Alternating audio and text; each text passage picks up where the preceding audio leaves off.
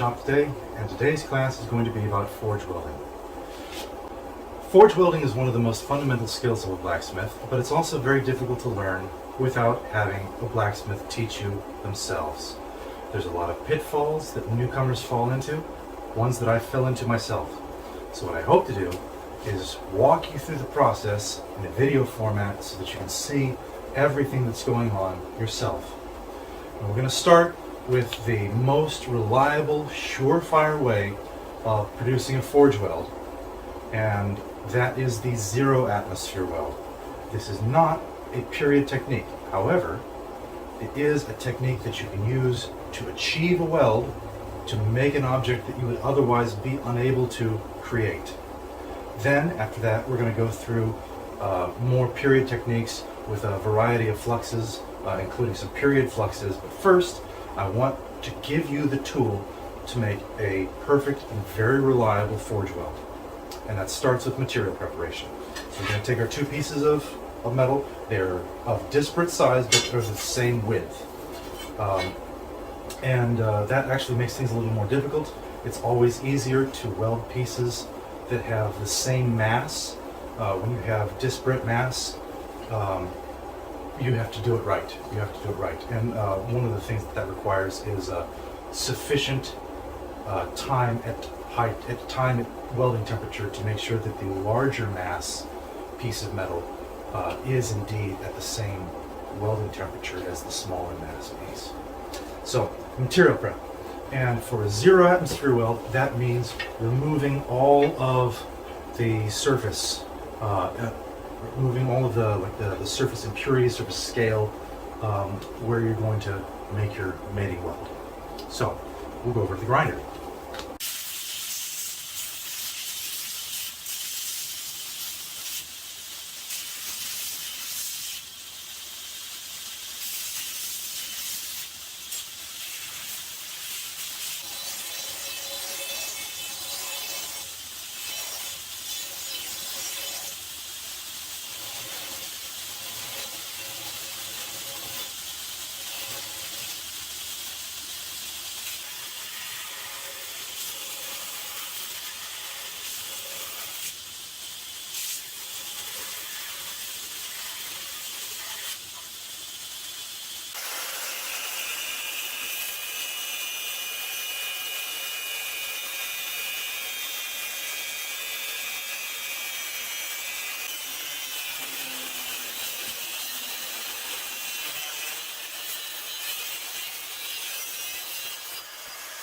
And now, this is what makes it the non-period technique. We're going to isolate the welding surface with arc weld. We're going to seal up the surface that we're going to forge weld and create the zero atmosphere environment so that oxygen can't get in and contaminate the weld surface.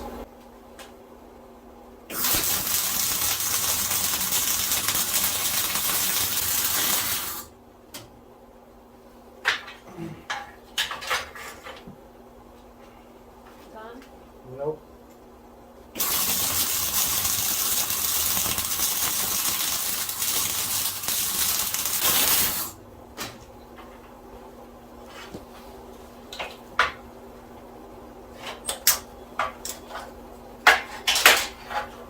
Last one.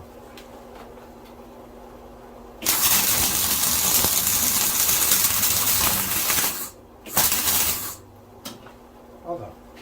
Once you've welded up your piece and created a zero atmosphere environment inside the welding area, it's good practice to remove the bulk of your welds from the perimeter of the piece.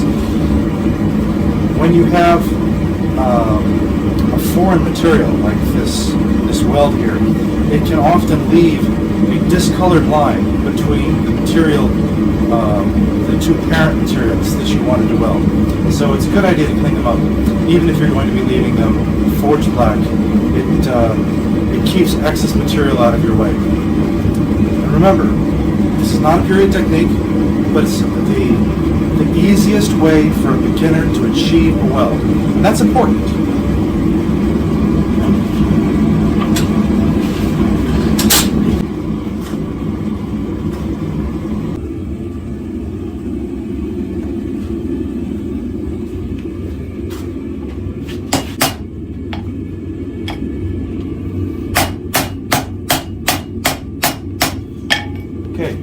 that was our first welding pass. This first pass does not have to be hit too hard.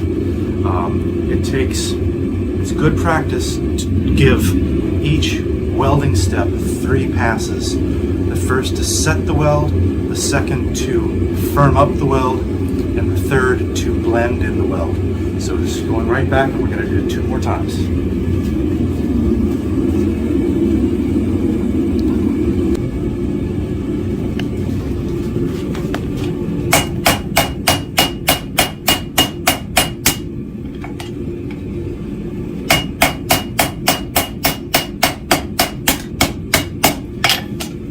Now, one thing with a 0 atmosphere weld is that the sides are, of course, covered with weldment from your arc welder. That prevents any sparks or splash from coming out while you're in your welding process, which will be much more common with the other steps, and you'll see that soon. But this is a nice and safe, I guess, forge welding process. It's nice and clean. It's designed specifically to be clean, but again, it's not period. One more step.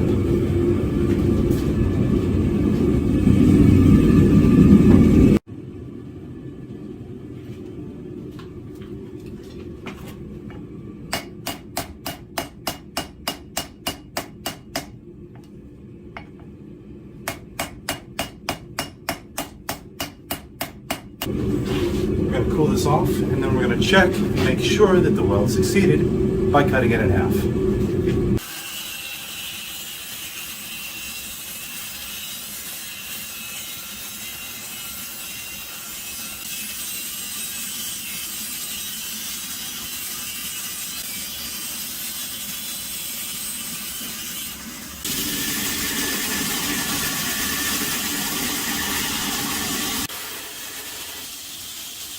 All right, and now we're looking at our weld. It was successful. If you just cut it in half, all you'll see is this, and it will look like one piece of metal. But if we stick the piece in ferric chloride, then we can very clearly see the distinct difference between the upper and lower pieces, and we can actually see these ghosts of mild steel that came in from our weldment, from welding up the 0 atmosphere environment, and these will be apparent in the resultant material unless you grind them out. So that is the single most reliable way of making a forge weld, and in some cases it will be perfectly appropriate for what you're doing. Knife making and Damascus making very commonly use this technique, very, very commonly now, because it's so reliable, and because we have to do so much work in the creation of Damascus and pattern welding that it really behooves us to make sure that our process is geared towards success, because we have to put so much labor into getting these beautiful materials. But sometimes that's not what we want, and we will stick with more traditional forging techniques, more traditional fluxes, and sometimes the piece that you're working on is simply impossible to create with a 0 atmosphere weld. But that's our start. It's a fairly easy forge weld, and we'll work on borax next. Okay, we're going to move on to using borax flux. There are a lot of different kinds of borax-based fluxes. They all essentially work the same. Some work better than others, but the process is the same. So the first thing we're going to do is heat these pieces of metal up. Stick them in the forge together. We'll go from there. Come back once they're hot. So one of the nice things about working with traditional fluxes is that you don't have to take the time to do that material preparation that we had to do a 0 atmosphere weld. Because when you're working in a fire and you're going to have a flux, you can just use a brush to remove all of the surface contaminants when you're at red heat. So that's exactly what we're going to do right now.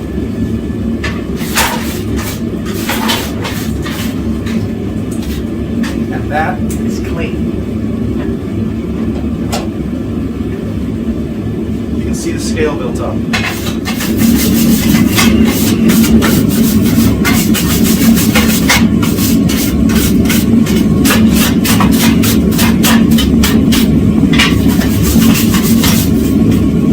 Sometimes you do have to scrape aggressively, especially on cold rolled parent material.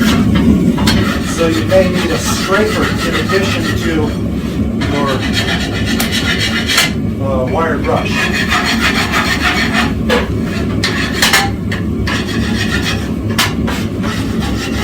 That should be good enough. And then what we do is we sprinkle on borax.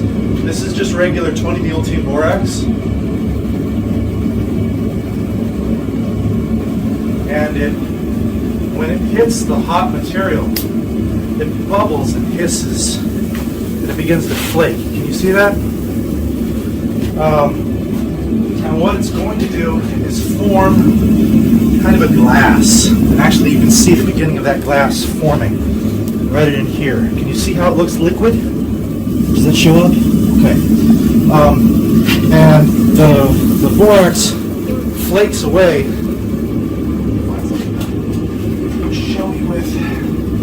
Borax peels up and flakes away, but it does leave this liquid underneath. So, how much borax do you want to use?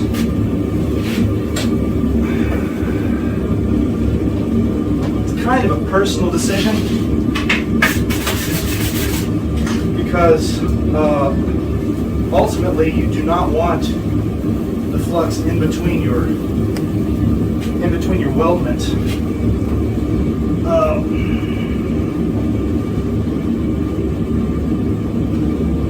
It's kind of a funny question because you don't want anything in between the iron of your weld.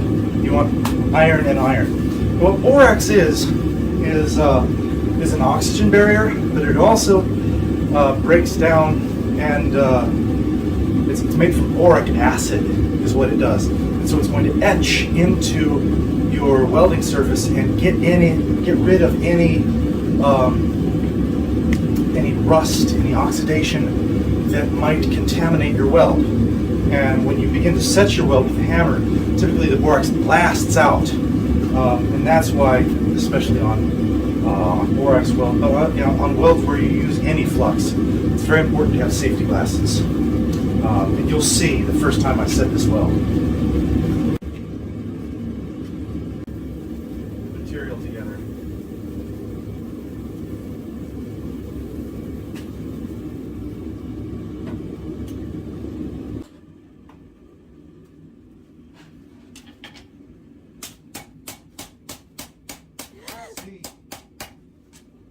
Okay, so as you saw, that was our tack, to stick the weld. And you can see how much the borax was flying and actually impacted my lovely camera lady. It won't hurt you. I mean, it's in the eyes, and it can absolutely hurt you. But there's not enough mass for it to burn you significantly. So you don't need to be afraid of it. But that is one reason why blacksmiths wear aprons. Okay, we're going to set the weld with this second welding process. You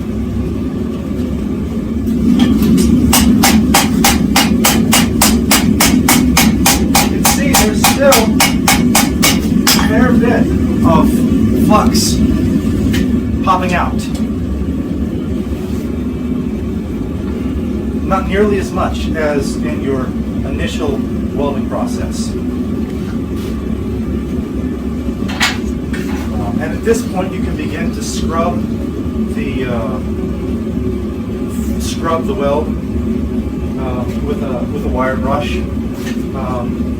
Between the first and second welding process, you still want flux over the area because even if you get it to stick on your tack welding step,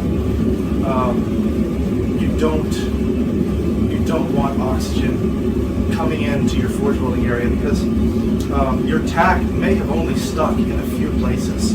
It will be enough to locate the workpiece or to the two workpieces together so they don't drift around, but you may not have a full, complete weld of the area. And actually, if we look at period blacksmith constructions, it's fairly common to see areas where the weld took and areas where it didn't. And that would not have been very obvious at the time of creation, but over the centuries, there's just rust and oxidation will expose those areas where the weld didn't set. So we should be ready for step number 3, the blending step.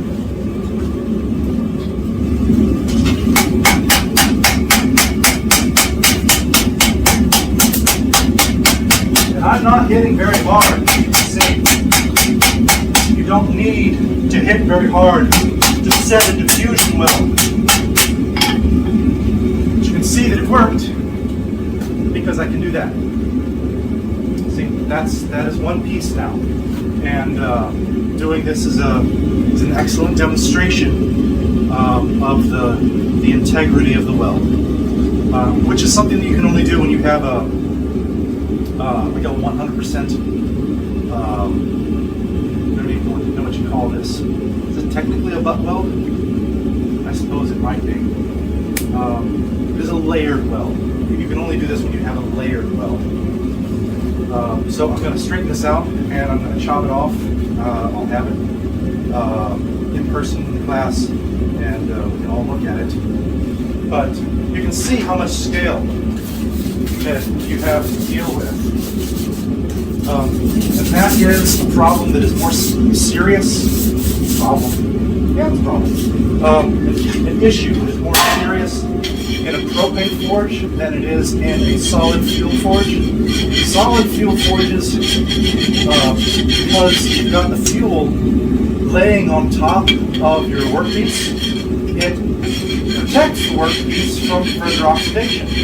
So that's one nice thing about working with solid fuel.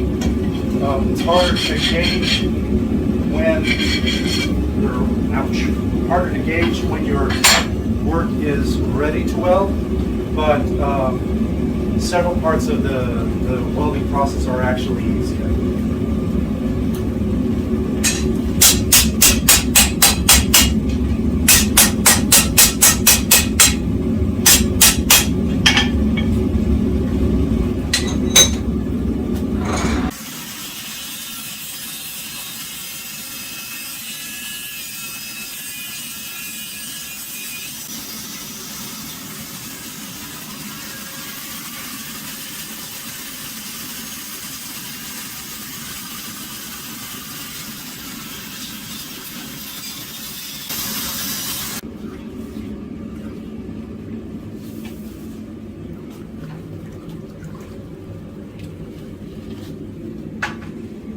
So it was pointed out to me that I may not have explained what fluxes are precisely. A flux is an oxygen barrier. That's really what it is, especially in a welding context, and I believe in most other contexts as well. Oxidation is an inhibitor for an awful lot of joining processes. It inhibits forge welding, where you want pure iron or steel, to pure iron or steel. Actually, that's not entirely true because a lot of alloying elements in a steel can actually make the material easier to weld. But you need an oxygen barrier to prevent iron oxides from forming in between your weld. And the oldest and easiest flux material that there is sand. Actual just beach sand. I'm going to get this plastic bag out of the way so I don't melt it with my hot iron. But this is just regular play sand. And that is probably the oldest flux material because the sand, remember how when we saw the borax is the easiest forging flux to get a hold of. The easiest and cheapest. You find it at the grocery store. It's on the bottom aisle, bottom of the cleaner aisle.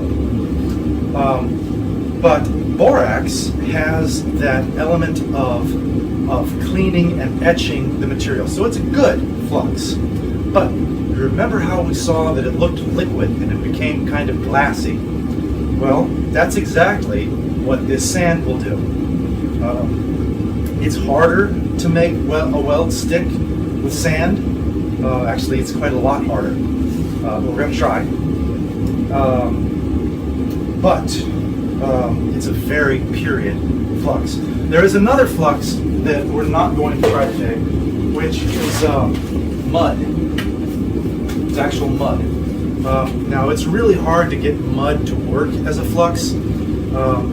Only the Japanese have a living history of using mud as a flux. And what they would do is take paper submerged in muddy water and then surround the material to be welded, and then on that cake mud and straw, and then wrap that with more paper soaked in mud. And then this, they were almost making a ceramic. And remember that a flux is an oxygen barrier. This, as a ceramic, worked very well as an oxygen barrier.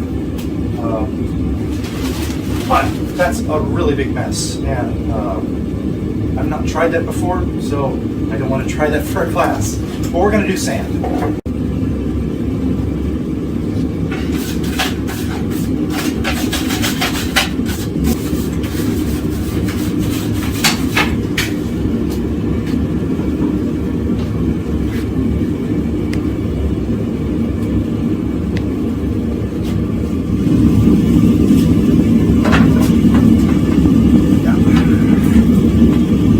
Tough to get this to work.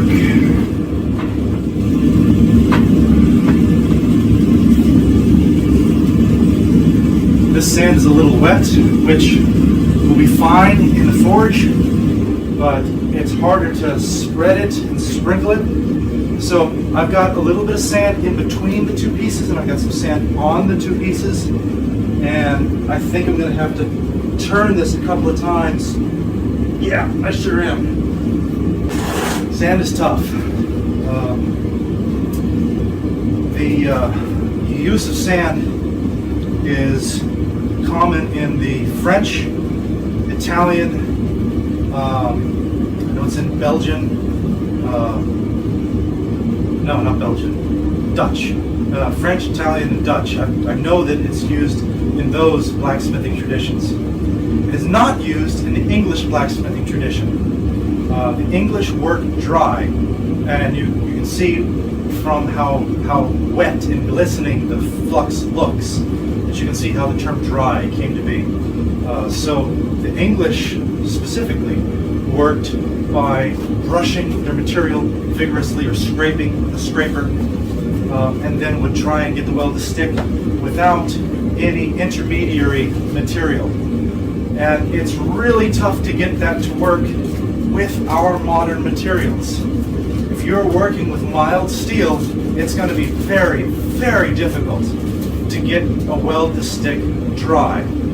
But the English forging tradition was not based on mild steel, it was based on wrought iron. Wrought iron has like splinters or bands of silica inside it. The material is self-fluxing. It will almost wet itself. And so if you get wrought iron nice and clean and hot, because wrought iron works very, very hot, and wrought iron welds at a white heat. I've been using a yellow heat for this mild steel. With high carbon steels, you can often get them to stick at a red heat. In fact, with the appropriate fluxes, you can get even mild steel to stick at red.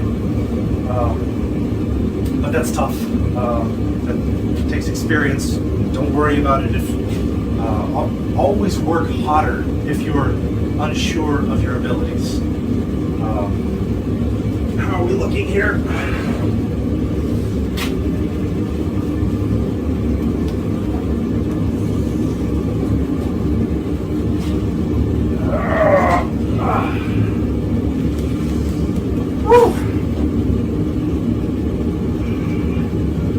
the difficulties of working with sand is that it has a higher melting temperature than borax does.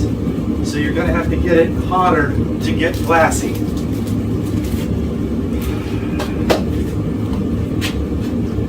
We'll see. I've only made this work once.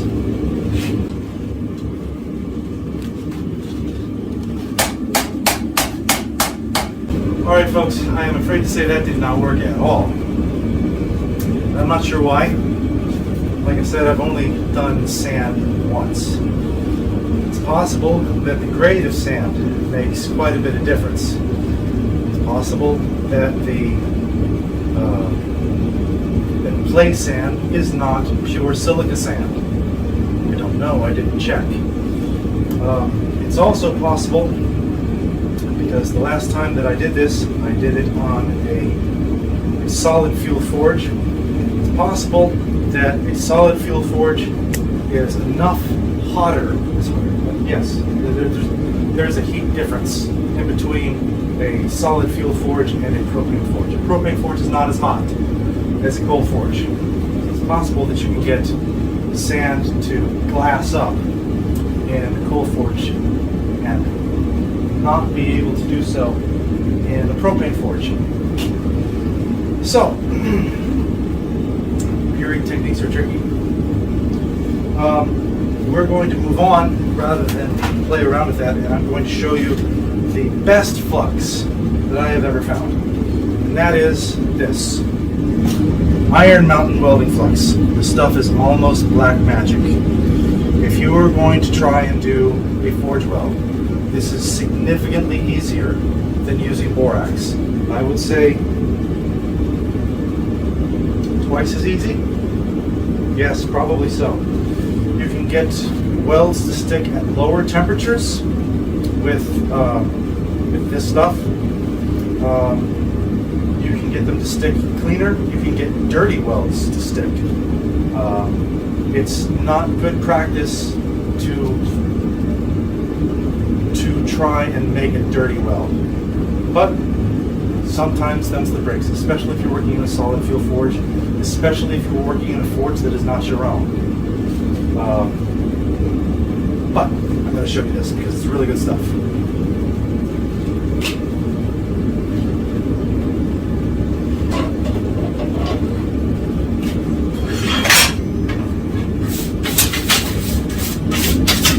You should be able to tell that the material is significantly colder than what I had been working with.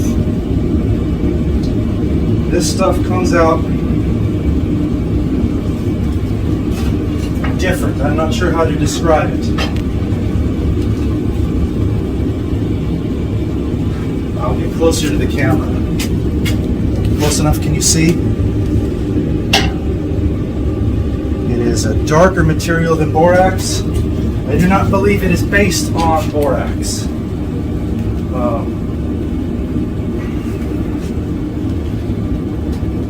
don't know what it is. It's really good stuff.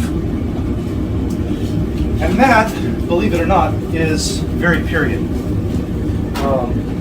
Not that Iron Mountain forging flux is a period material, but every blacksmithing tradition, every lineage from master to journeyman to apprentice would have secrets that they passed on. The guild system was based almost wholly, almost entirely on secrets. Somebody would find something that worked really well, and they would pass that on. That specific piece of knowledge would only be passed down that lineage, and those were their competitive advantages. And so having a flux that worked really well, a secret flux, you will read in, I think it's Theophilus even mentions the secret flux. I might have a recipe for one. That might be a De Re Metallica. Sorry. This is about warm enough. I'm going to try and do our welding step. This is colder than my last welding attempt.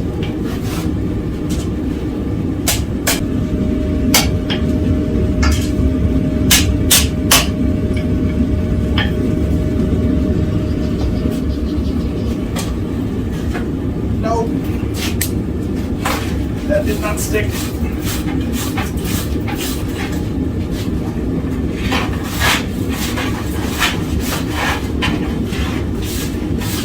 And that should not come as a surprise or be disheartening to you.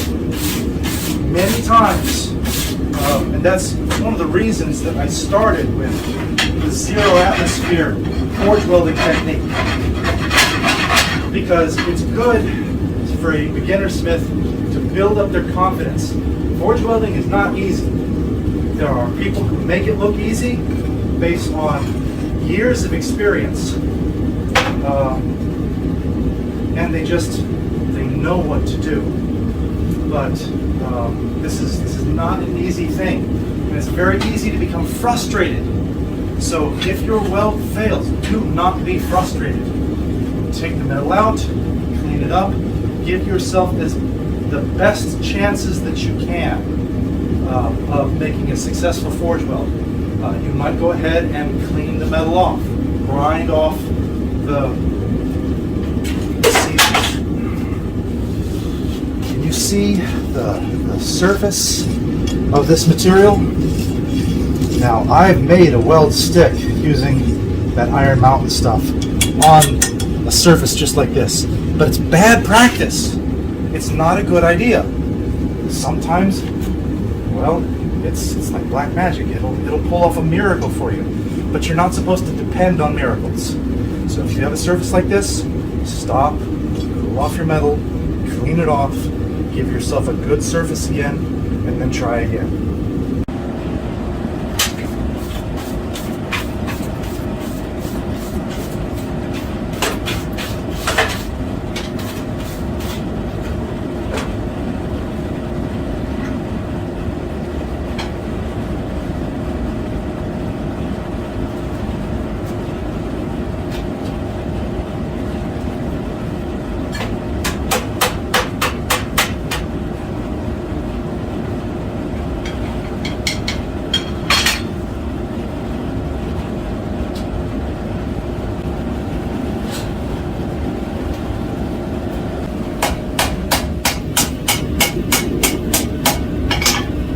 Stuck. Woo. Firming the weld.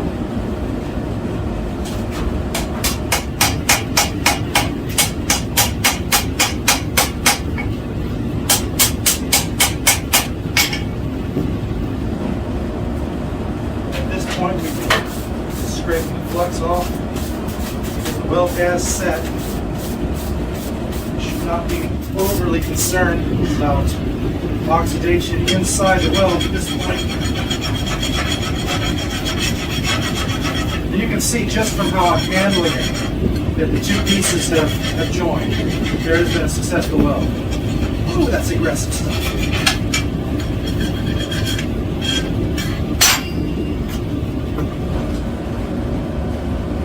And the last step is for blending.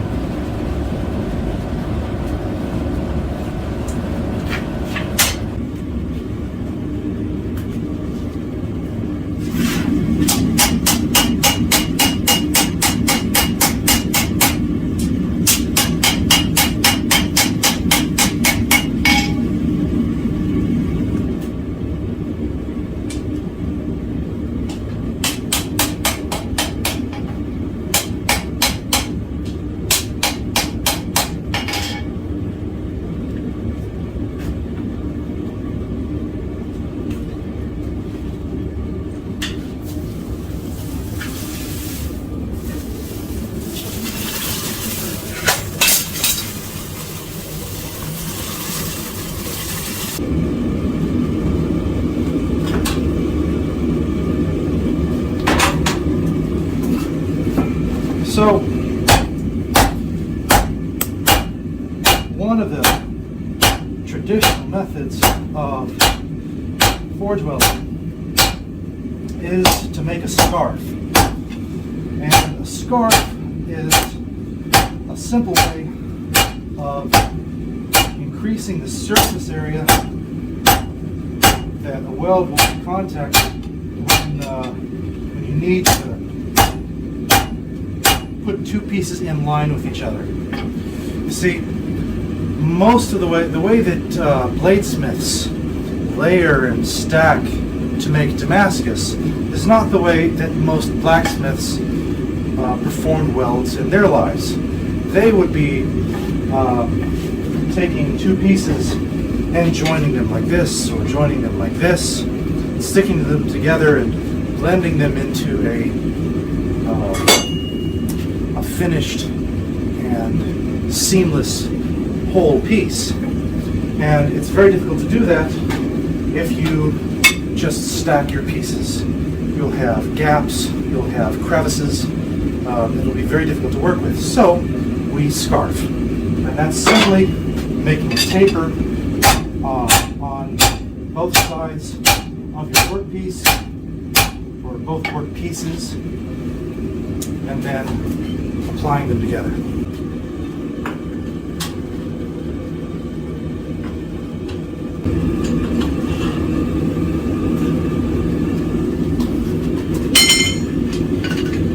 So when you make a scarf, you'll have two pieces that you have to join very much like this. You want the angle of your work pieces to be identical, or so that they match.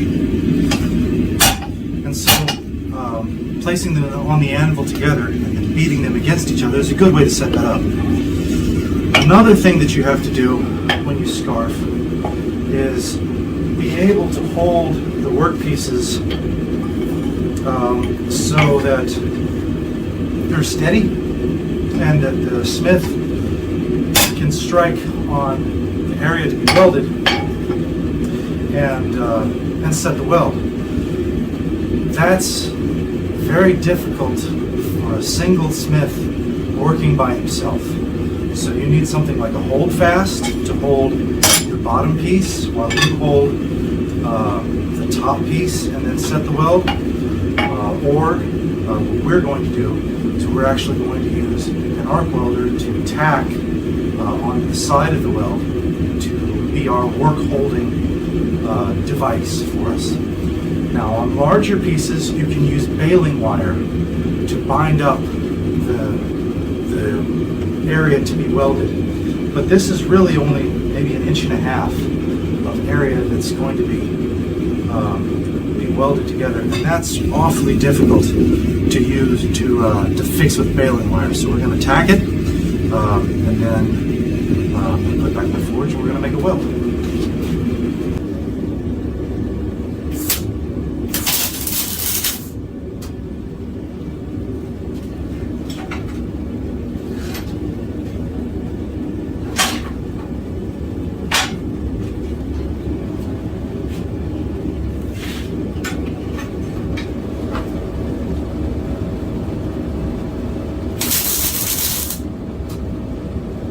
That's all it takes.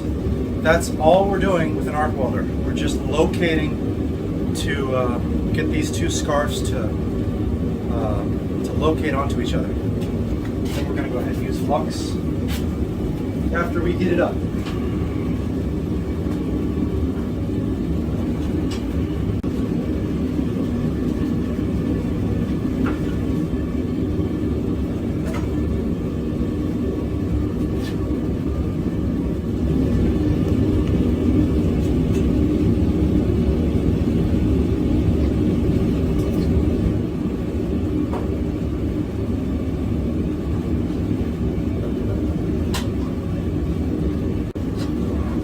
Not know that.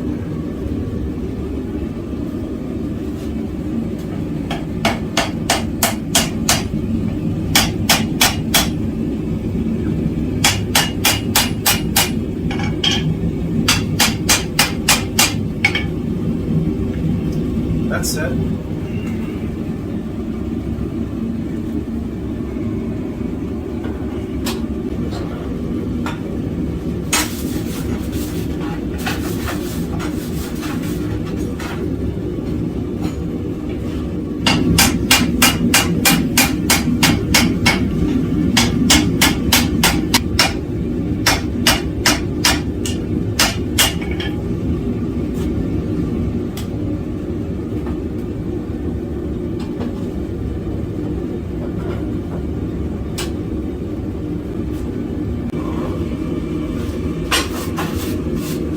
when you're doing a traditional weld, like a scarf weld, the last welding step is a blending step, and that actually makes a difference on a weld like this, because you do have to blend the two work pieces into each other to make a contiguous whole. Because obviously there's a big lump in the middle there, and depending on the work you're doing, you've got to get that out. And you do that by blending and by, to some extent, appropriate weld preparation.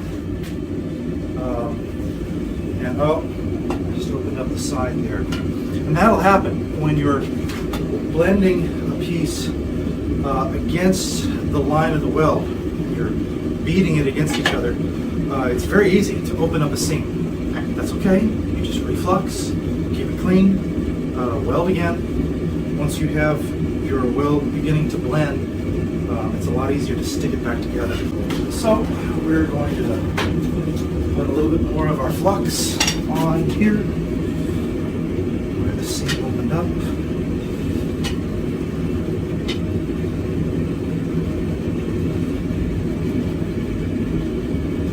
If we did not have to work from the side, essentially working, you want to work perpendicular to the plane of your weld.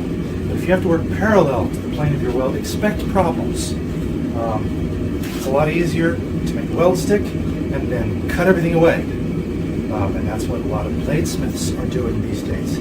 But that's not traditional.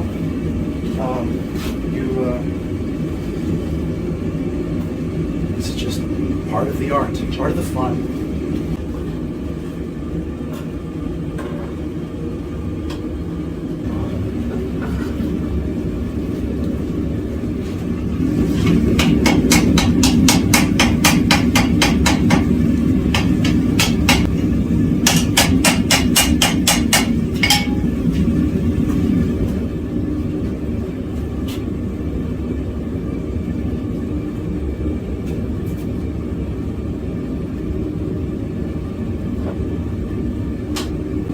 Problems with forge welding in particular is the heat of the workpiece.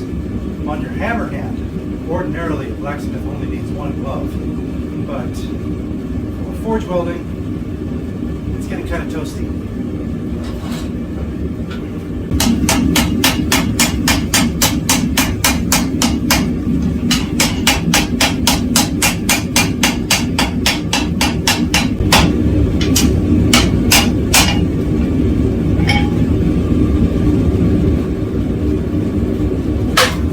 One side's done very nicely, but the other side is continuing to open up,